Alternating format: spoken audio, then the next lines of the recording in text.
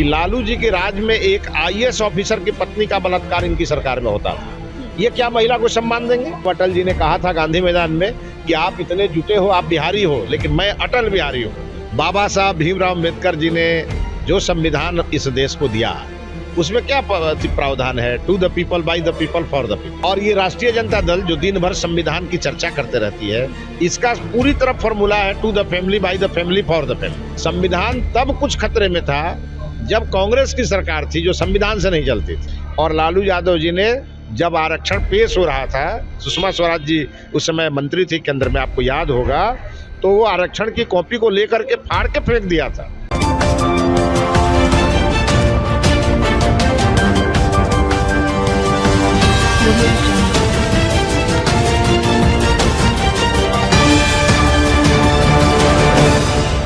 Party के वरिष्ठ नेता मिथिलेश तिवारी इस वक्त हमारे साथ हैं। जिस तरीके से आज अटल बिहारी वाजपेयी जी का जयंती मनाया जा रहा है, क्या कुछ कहना चाहेंगे?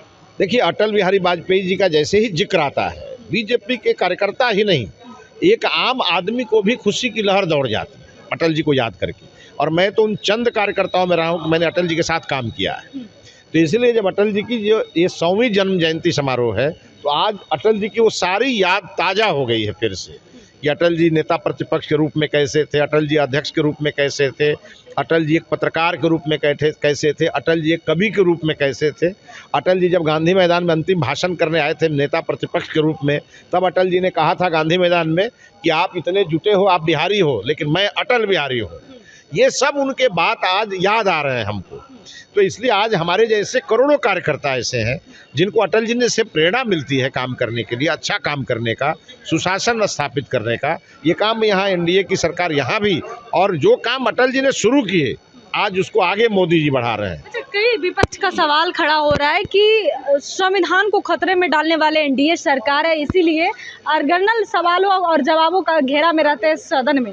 आप एक चीज़ सोचिए, बाबा साहब भीमराव अम्बेडकर जी ने जो संविधान इस देश को दिया, उसमें क्या प्रावधान है? To the people, by the people, for the people.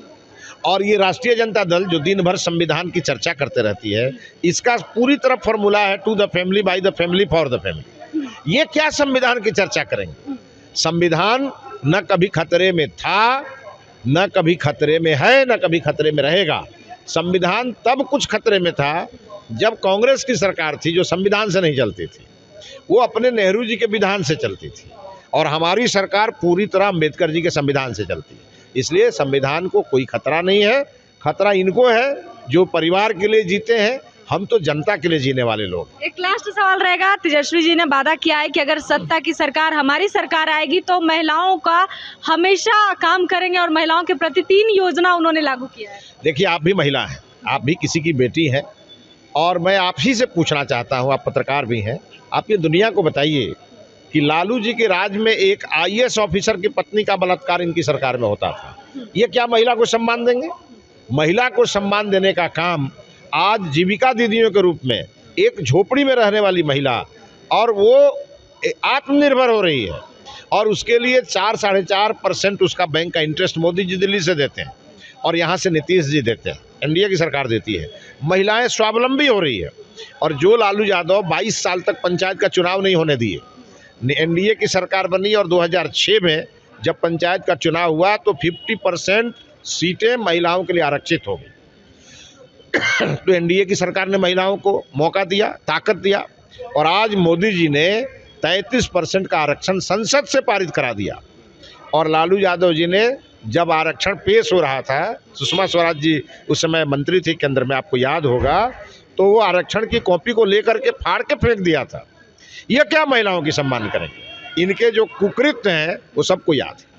ये था हमारे साथ मिथिलेश तिवारी, जिन्होंने साफ तौर पे कहा कि लालू परिवार बात से हटी नहीं तो महिलाओं का सम्मान क्या करेगा। अटल बिहारी वाजपेयी का आज 100वां जन्मदिन था, जिसको लेकर आज सभी ने यहाँ पर मालाई अर्पण कर उनको याद किया। फिलहाल आपकी क्या प्रतिक्रिया है, कमेंट बॉक्स में जरूर बताएं। बहुत बहुत धन्यवाद।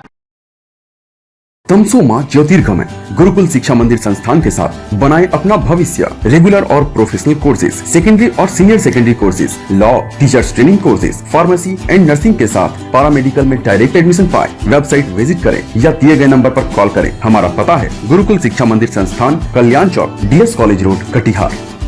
हमारा वीडियो अगर आपको अच्छा लगा हो तो आप हमारे वीडियो को लाइक करें, शेयर करें और हमारे चैनल को सब्सक्राइब जरूर करें।